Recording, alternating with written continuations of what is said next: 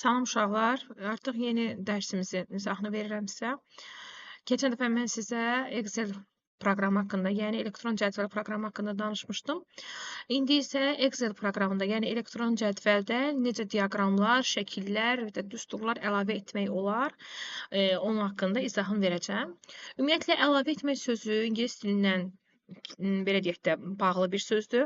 Insert sözündən götürülüb. Yəni, necə ki, biz Home Link tabında müəyyən işləri görə bilirdiksə, amma cədvələ nəsə əlavə etmək mövzusu varsa burada, o zaman biz istifadə edirik Insert Link tabından. Insert Link tabının içərisində Picture şəkil hissəsindən Shapes, fiqurlar, ikonlar və ya smart artlar daxil etmək olar. Amma bizim bugünkü mövzumuzun əsas hissəsini təşkil edir cədvəllər. Qısaca göstərim sizə. Şəkillər ilə buradan Insert Picture hissəsindən biz kompüterimizdə olan və ya onlayn formada şəkillər cədvələ əlavə edə bilərik. Yəni, fikirləşin, nədə istifadə oluna bilər? Bir mağaza öz məhsulları haqqında məlumat vermək istəyirsə, belə deyək də, müəyyən bir satıcılara, pərakəndə satıcılarına, bir, belə deyək, firma. Məhsulun şəkli olur, şəklin qarşısında onun məlumatı, qiyməti, bu formada məlumatlar olur. Və ya fiqurlar qoymaq olar. Baxın, burada fərqli-fərqli fiqurlar var. Daxil etmək olar cədvəlimizə. Burada ikonların əlavə olunması var. Yəni, internet üzərindən istədiyimiz ikonu burada axtarıb cədvəlimizə əlavə edə bilərik. Sonra burada keçək əsas düsturlara baxaq, sonra keçək əsas sistemiz diaqramlara.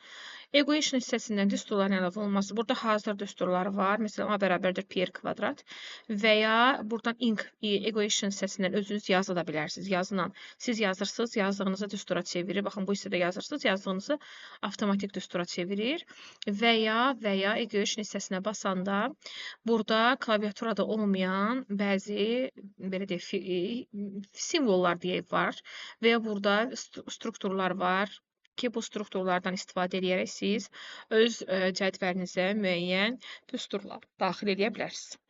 Keçək indi bizim əsas sistemimiz olan diaqramlara. Deməli, diaqramları, baxın, burada göstərilib charts bölümündən, insertdən, charts bölümündən.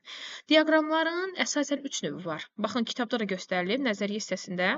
Bizə deyir ki, diaqramlar var. Bir dəqiqə. Bizə deyir ki, diaqramların əsasən 3 növü var. Sütunlu diaqramlar var, dairəvi diaqramlar var və xətti diaqramlar. Deyə bilərsiniz ki, mənim bu diaqramlardan başqa diaqram növləri var. Bəli, əlbəttə ki, var. Sadəcə olaraq ən çox istifadə olunan diaqramlar bunlardır. Dairə, sütunlu və ya kateqoriyalı diaqram da var deyirlər. Kateqoriyalı diaqram, baxa görürsünüz, eynidir. Xətti diaqram və dairəvi diaqram. İmtahanda əsasən bu 3 diaqram, əsasən də bu 2 və 4-cü diaqram, yəni şəkildəki diaqramlarla bağlı suallar düşür. Deməli, sütunlu diaqramlara histoqramlar da deyirlər. Sütunlar, zolaqlar, yəni sütunlar şəklindədir. Burada artma, azalma artçılığına əsasən biz müəyyənləşdirə bilərik ki, məsələn, tutaq ki, bir sinifdə şagirdlərin nəticələrini, diaqramı bu formada göstərmək olar, artımı, azalmanı. Amma mən məktəb üzrə göstərirəmsə, ümumi məsələn 5 alanların faizi, 3 alanların faizi, 4 alanların faizi və 2 alanların faizi qiymətini ümumi göstərmək istəyirəmsə, artıq mən sütunlu diaqramda onu göstərə bilmərəm. Çünki sütunlu diaqramda artıq fikirləşin, bir məktəbdə, tutaq ki, 11-ci sinifdən nə qədər uşaq var, onların hər birinə bir sütun götürsək, nə qədər sütun olar və ona baxanda anlaşıqlı olmayacaq. Deməli, hər diaqramın əslində özünün istifadə olunacaq yeri var. Sütunlu dairəvi diaqramlardan əsasən faizlə göstərilmə məsələsi varsa, mütləq ki, bu dairəvi diaqramlardan istifadə olunur. Paylar şəklindədir, elə bir dilimlənib və ümumi bu dairə 100%-dir. Hər şagirdə uyğun və ya hər qiymətə uyğun, daha doğrusu desək, hər qiymətə uyğun 3-ə, 5-ə, 2-yə və 4-ə faizlərlə göstərmək olar. Yəni, diaqramımız o zaman 4 hissəyə ayrılmış olacaq. Bəs xətti diaqramlardan harada istifadə olunur? Fikirləşin ki, biz, belə deyək, məktəbimizin 2024-cü il və ya 2025-ci il 2 ili bir-birinə müqayisə edirik. Və ya yağıntıların miqdarı, tutaq ki, bir əraziyə 2 il ərzində, 2024-cü və 2025-ci ildə yağıntıların miqdarı necə olub? artma, azalma. Məsələn, bir il tutaq ki, burada qırmızı rəngi ifadə edir, digər isə mavi rəngi ifadə edir. O formada yağıntıların miqdarı, temperatur və ya əhalinin deyək ki, sayını da göstərmək olar müəyyən bir ərazilərdə. Ümumi göstərəndə yenə dairəvi diaqramla göstərmək daha məqsədə uyğundur. Baxın, burada diaqramın müəyyən hissələri var. Hansı hissələrdən ibarətdir? Yuxarı hissə başlıqdır. Niyə görə başlıq vacibdir? Uşaqlar, fikirləşin ki, siz bir diaqram görürsünüz. Onun başlığı yoxdur. Mən indi hardan bilim ki, bu diaqram nə haqqındadır? Deməli, diaqramın mütləq başlığı olmalıdır. Başlıqda diaqramın nə haqqında olduğu, mənə nə haqqında məlumat verdiyini mən bilməliyəm. Mütləq başlıq olmalıdır. Qurulma sahəsi, bura bizim qurulma sahəmizdir. Diaqram müəyyən bir sahədə qurulur, onun qurulma sahəsidir. Yazılıb, oxlarla əhatə olunur. Bəzən bu oxlar olmaya da bilər, gizlədilə də bilər. Legenda hissəsi. Suallarda düşür. Legenda hissəsi nədir? Baxın, buradır. Sıraların adlarını.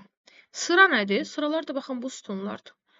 Tutaq ki, bunları biz hər birini bir uşağın nəticəsini götürsək, məsələn, nə bilim, Aydın, Rəsul, Mirzə, Aysel və Fuad götürsək, bu hər bir sütuna uyğun, yəni sıranın rənginə uyğun legendaların da hər biri, bu adların hər biri də sütunlara uyğun müəyyənləşdirilib. Və başdan başlayaraq görürsünüz, birinci, ikinci, üçüncü, dördüncü, beşinci bu formada nizamlanıb. Oxlar var, oxlar gizlədilə də bilər, olmaya da bilər. Yəni, sadəcə yazılıb ki, oxlar normal diaqramda, burada, sağda, məsələn, baxın, 4 hissəsi buradadır, hə, burada və burada X və Y oxları verilə də bilər, verilməyə də bilər. Sonra bundan əlavə nə deyə bilərik? Baxın, burada da görürsünüz, bu hissələr də bəzən olur, bəzən olmur. Hətta biz onu özümüz də müəyyənləşdirə bilərik ki, aralarındakı artım nə qədər olsun. Məsələn, burada 2000 artıb. Məsələn, biz özümüz onu 500 də eləyə bilərik, 1000 də eləyə bilərik, artıra bilərik. Yəni, belə deyək ki, bu sıra axırıncı harda dayanıbsa, deməli, onun qiyməti də, məsələn, 1400 ilə 1600 arasında dayanıb. Bunu götürə bilərik ki, biz 1500. Bu formada götürmək olar. Sonra, gəlin bir dənə diaqram quraq. Baxın, Excel proqramını açdım. Sadə bir şey yazıram hələ ki. Sadə bir şey yazaq. Məsələn, yazaq, uşaqların adlarını yazaq da. 4 dənə yazıram. Bir dəqiqə. Aysel, Fəridə, Amir.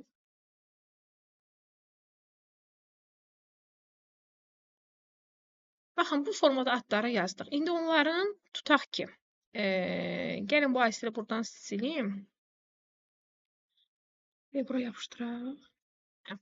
Burada yazıram addır. Burada, məsələn, riyaziyyat balıdır, riyaziyyat. Burada yazıram, tutaq ki, bu hissədə yazıram, az dili. Bu hissədə yazıram, xarici dil. Hər birinin ballarını tutaq ki, yazaq burada. Özümdən hər hansı bir qiymətlər yazacağım burada.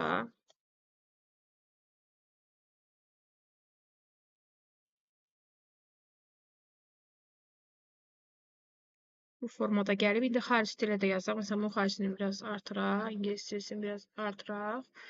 Bu formada. Məsələn, Diana üçün yazaq 45. Burasını yazaq 72. Buraya yazaq. İndi doldururuq. Yəni, cədvəlin içərisini ədədlərlə doldururuq. Yəni, uşaqların imtahandan tutaq ki, aldığı qiymətlərdir. Bu formada yazdım. Biraz fərqli bir şeylər yazaq. Bu da... Aha. İndi diaqram qurmaq istəyirəmsə, diaqram quracağım sahəni. Məsələn, buranı. Bir seçək. Ümumi seçək. Aha. Gəlib buradan, deməli, insert hissəsindən chartdan. Gəlin bir sütunlu diaqram seçək. Baxın, sütunun da fərqli növləri var. Sütunun növləri var, tutaq ki, 2D var, 3D var, 2D bar var, 3D bar var. Gəlin 3D seçək, daha maraqlı olsun. Baxın, bu bizim diaqramımız. Uşaqların adları Fəridə, Nizami, Diana, Aysel. Fənlər, riyaziyyat, az dili və xarici dil. Chart title hissəsinə gətirib özünü doldururam. Baxın, gəlirəm, sildim, yazıram. Buraxılış. Buraxılış. Buraxılış imtahanı. Buraxılış imtahanı. Aha, baxın görürsünüz, artıq mən bilirəm ki, hansı uşağın nəticəsi necədir təxminən. Artmazam. Baxın görürsünüz, burada qiymətlərə əsasən baxırıq ki, hardadır qiymətlər. Buradan gəlib, görürsünüz, mən diaqramı əlavə eləyən kimi yuxarıda Chart Design adlı bir menyu tabı açıldı. Buradan bir chartın öz dizaynını dəyişə bilərik, rəngini dəyişə bilərik. Baxın, fərqli-fərqli. Məsələn, görürsünüz, hər birinin üzərində qiymətlərini də, yəni aldığı qiymətlər də ola bilər, yaza bilərik və ya bu formada edə bilərəm. Yəni, özünüzdən asılı olaraq və ya təqdimatınızdan asılı olaraq dəyişə bilər və ya burada Change Color hissəsinə rənglərini dəyişə bilərəm. Bu bizim sütunlu diaqramımızdır. Aha, indi mən bu diaqramı sildim. Gəlin indi eynisini, gələk insertdə açaq nəydə? Xətti diaqramda. Xəttidə 2 line var, 3 line var. Bu formada seçək. Baxın, Nizami, Fərdə, Nizami, Diana və Aysel. Düzdür? Hər birinin adları verilib. Məsələn, baxın, burada Fərdənin, burada riyaziyyat ballardır, gök. Məsələn, 30% faizlə verilib də. Bizdə görə indi başqası var burada. Faizləndir yoxsa hamısı? Bir dəqiqə, bunlar deyəsən ancaq faizdə olanlardır. Faizlə göstərir ki, məsələn, nəticəsi neçə faizdir? Baxın, bu formada da var. Elə bu formada qalsın. Baxın, riyaziyyatdan qiymətləri də yazıb, faiz də göstərib. 30%. Məsələn, bu 30%dir. Aşağı 30 ilə 20 arasındadır. Bu, məsələn, 60 ilə 70 arasındadır. Görürsünüz, bu formada göstərilə bilər. Amma bu anlaşılırmı? O qədər də yox. Yəni, qiymətlər üçün bunu göstərmək o qədər də məqsədə uyğun deyil. Sadəcə olaraq mən sizə göstərmək üçün hamısını göstərirəm. Bir dənə gəlirəm yenə insert hissəsindən. Bu dəfə dairəvi diaqram seçirəm. Baxın, pay şəklində. Əsasən də imtahana düşən bu dairəvi diaqramdır. Baxın, seçdim. Gəlib bu dairəvi diaqramda faizləri seçəndə, baxın, faizlər. Hər uşağın rəngi və rənginə uyğun, istəyirəm burada Change Color hissəsinə rəngləri dəyişdirə bilərəm, fərqli rənglər qoya bilərəm. Məsələn, baxın, bu formada. Aha, hər fərdə, məsələn, budur, buradan başlayır. Baxın, buradan başlayır. Əvvəlcə biz diaqramın hansı hissədən başlandığını tapmalıyıq. Baxın, bu 27%, Nizami 19%, Diana 30%, Aysel'də 24%. Ümumi büdcəm olmalıdır 100%. Bu da bizim dairəvi diaqramımızdır. Bura qədər yəqin ki, heç kəsdə bir problem yoxdur. Bu bizim diaqramımıza aid olan suallardır. İndi keçək nə isə. Bu proqnozu sadəcə şifahi hissəsi mənə lazımdır. Çünki qəbula düşmür sizdə o. Gəlin də suallara baxaq. Gəlirəm diyimin toplusuna. Görək burada diaqramla bağlı hansı suallar var. Bunlar şifahi suallardır.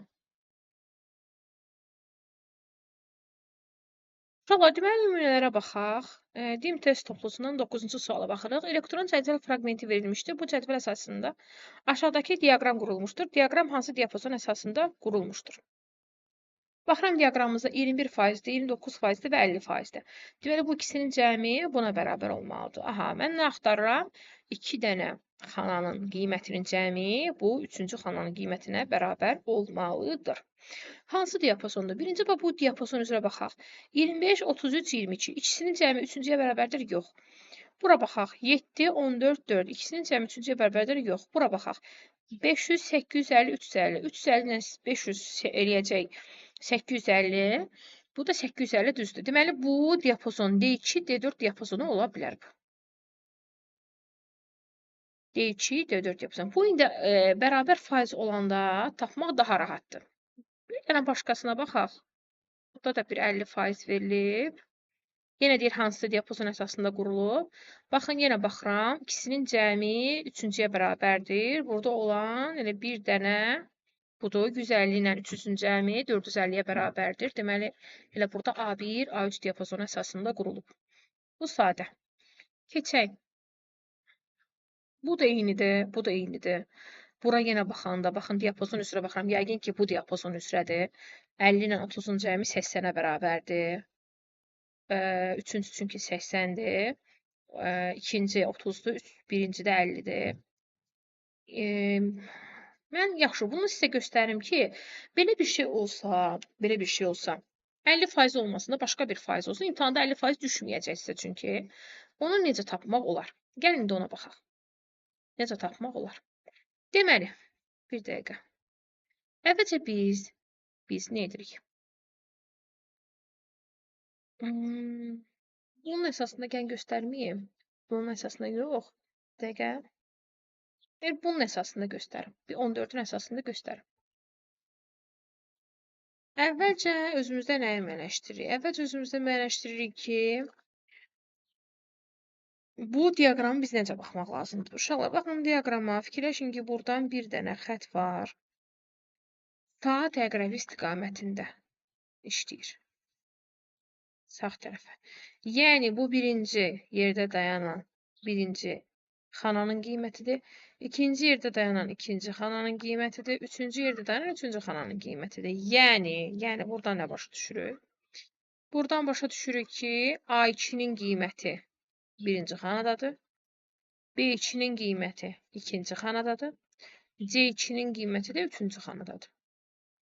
Burada bir dənə məndə PDF olduğuna görə burada qiymətlərdə biraz baxın düzəltiş edirəm. Deməli, bu A-nın qiyməti yoxdur. B-nin qiyməti, B1-in qiyməti var və bu formada. İndi gəlin bunun üzərində biz hesablamalarımızı aparmış olaq. Dəqiqə.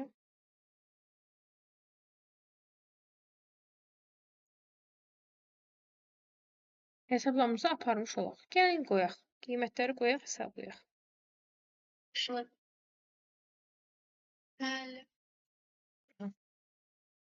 Uşaqlar, deməli, A2-nin qiyməti nəyə bərabərdir? A2-nin qiyməti bərabərdir. A1 üstəgəlsin, B1 çıxılsın 4-ə. A1-in qiymətini bilmirik. Bilmədiyimizə görə onun yerinə biz yazırıq X. Bilmədiyimiz qiyməti yerinə X yazırıq. X üstəgəlsin, B1-in qiyməti 6-dır, çıxılsın 4. Bu da mənə verəcək X üstəgəlsin 2. B2-nin qiyməti nəyə bərabərdir? B2-nin qiyməti bərabərdir 6 vurulsun A1-ə, yəni 6x üstəgəlsin S1 də 5-dir. O da bölünsün 5-ə. S2-nin qiyməti nəyə bərabərdir? S2-nin qiyməti də A1, yəni x üstəgəlsin 1 vurulsun x çıxılsın 4-ə. Bunları tapdıq. Baxın, görürəm ki, 2 dənə burada 35% var. Deməli, A2 ilə B2 bir-birinə bərabərdir. Gəlirəm, onları aşağıda bərabərləşdirirəm. Eyni faizdə də, deməli, eyni ədəddir. Yazaram A2-nin qiymətini. X üstəgəlsin 2 bərabərdir. 6x üstəgəlsin 5 bölünsün 5-ə. İstəyirsiniz 5-i aparaq bu tərəfə. Olacaq 5x üstəgəlsin 10 bərabərdir. 6x üstəgəlsin 5-ə. Bu zaman x-ləri bir tərəfə, ədədləri bir tərəfə yığsaq, 5-i bu tərəfə, digər 5x də bu tərəfə aparsaq, x bərabərdir olacaq 5-ə. Deməli, A1-in qiyməti bizdə neçə imiş? 5 imiş. Gətirib yerinə hesablasaq, 5 üstəgəlsin 2, 7 olacaq. 5-i 6-ya vuranda 30, 30 üstəgəlsin 5, 35, 35-i 5-ə böləndə 7 olacaq. 5 üstəgəlsin 1, 6, 5-dən çıx 4, 1. 6-nı 1-ə vuranda 6 olacaq. 7, 7, 6. Deməli, 7 bizdə bərabərdir 35%. Baxın, bir nümunə buradan bunu göstərə bilərəm. Ondan sonra əlavə burada başqa baxaq, nə etmək olar? Hansı sualın sizə izahını verə bilərəm?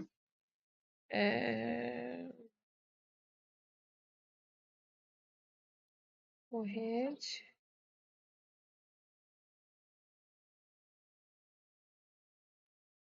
Aha, indi bu 26-cı sualın izahına bir dənə baxaq biz. 26-cı suala. 26-cı sualda nə var? Yenə diaqramımızı bu formada qeyd edirəm. Buradan sağ istiqamətə.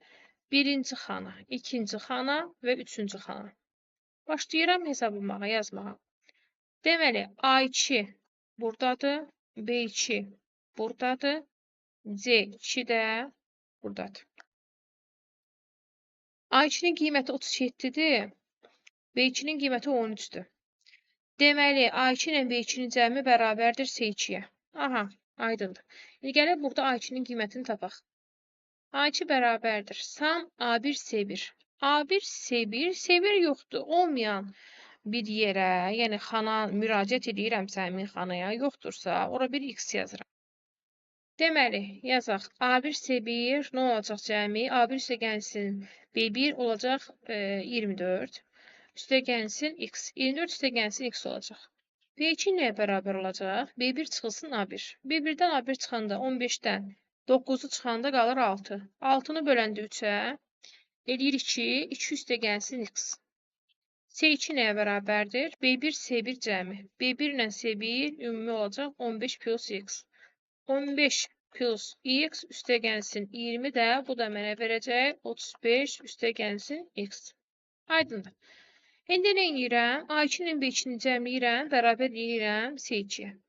Yəni 24 üstə gəlsin X üstə gəlsin 2 üstə gəlsin X bərabərdir 35 üstə gəlsin X-ə. 24 üstə gəlsin 2 26 üstə gəlsin 2X bərabərdir 35 üstə gəlsin X-ə. X də bərabərdir 11-ə. 9-a. Üzr sayın. 9-a. X də 9-dur. X 9-dur. Yəni C2-nin qiyməti 9-dur. Hesablasaq. Bura 9 qoysaq. Olacaq 33. 33. Bura 9 qoysaq. Olacaq 11. 11. Bura 9 qoysaq. Olacaq 44. Doğrudan 33 ilə 11-in cəmi 44-ə bərabərdir. Bu da belə. Sonra.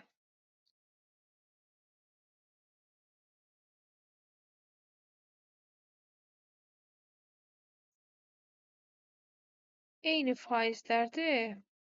Məsələn, burada da eynidir, görürsünüz. 35-ə baxaq. Çox deyil bu suallar. Baxın. Ya 38-ə baxaq, ya 40-a baxaq. Gəlin birdən 40-a baxaq. 40-cı suala baxaq. Çünki faizlər istəyirəm fərqli olsun, eyni faizlər olmasın. Bir dənə 40-a baxaq. Görək 40-da nə eləmək olar. Dəqiq gözləyin. Görməsəydim, verəcəkdim 1-dir. Deməli, A2, C2 diapazonuna uyğun olması üçün C1 xanasına hansı ədəd yazılmalıdır? Burada bir X-i yazaq. Faizlərimiz 40%, 36% və 24%. Buradan yenə yazsaq, bu olacaq A2-nin qiyməti, bu olacaq B2-nin qiyməti, bu da olacaq C2-nin qiyməti. Belə. İndi gəlib nə edirik? İndi gəlib biz burada yazırıq. A2-nin qiyməti nəyə bərabərdir? A1 üstə gəlsin B1. A1 2-dir, B1 də 6-dır. 2 üstə gəlsin 6, 8. 8-i 2-yə vuranda 16, 16 üstə gəlsin 2, 18. B2 nəyə bərabərdir? A1 vursun C1-ə, yəni 2x üstə gəlsin 2x. 4x.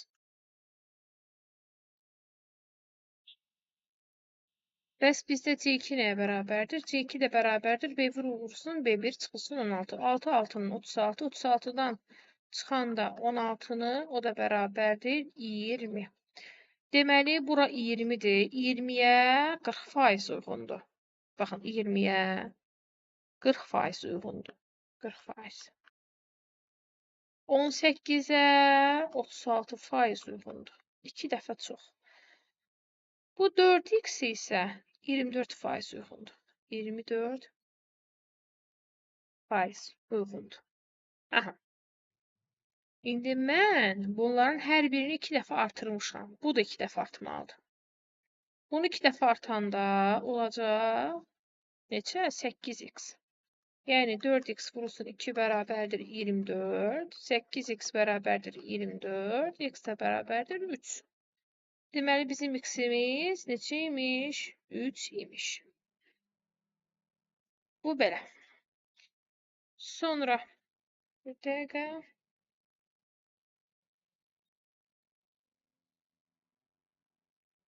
Valla bəzən görərsiniz ki, belə bir faizlər var. Məsələn, 22,92%. Bunlarda bəs necə işləmək olar? Bir dənə də onun nümunə göstərim. Məncə bu mövzuda bu nümunələr kifayətdir. Çünki onsuz da bu qədər bitir, yəni verilənlər bazası mövzusu başlayır. Deməli, bunu da bir dənə əvvəl yuxarı verək və buna uyğun da bir dənə nümunəni sizə göstərək.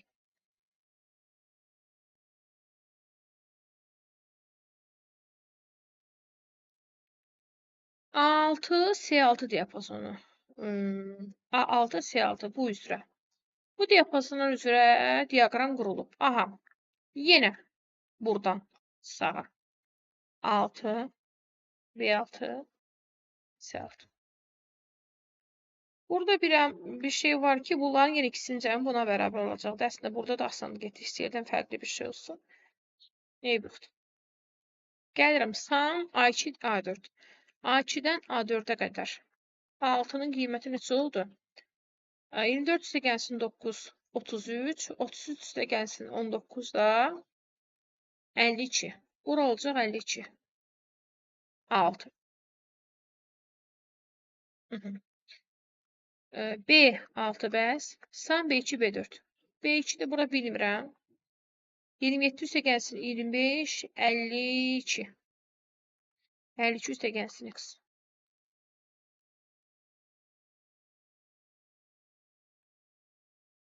Bu hissəyə C6 hissəsinə baxaq. A2 üstə gəlsin C4. A2 üstə gəlsin C4. A2'miz A2'dən təkdə A2 ilə C4 cəmləyib. A2 24'dür, C4 isə A2 24'dür, C4 isə 20'dir. 24 isə gəlsin 20, 44. Burada 44. Bu isə də 44. Baxın, bizim bu ikisinin cəmi. Yəni, bu B6'dır. 52 ilə 44'ün cəmi bərabər olmalıdır. 52 üstə gəlsin x-ə. X də bərabərdir. 52 üstə gəlsin 44. Çıxılsın 52. X də bərabərdir 44. Və x-in qiyməti 44-dür burada. Yoxlayaq bir dənə. Yoxlayaq, düz alınsın deyə. Yoxlamağa da əslində ehtiyac yoxdur. Çünki oradan da bu 52-nin üzərinə 44 gələndə bu ikisinin cəmi buna bərabər olmuş olacaq. Deməli, burada ilə cavab B3 xanasına 44 yazılmalı imiş. Bu qədər uşaqlar. Sağ olun.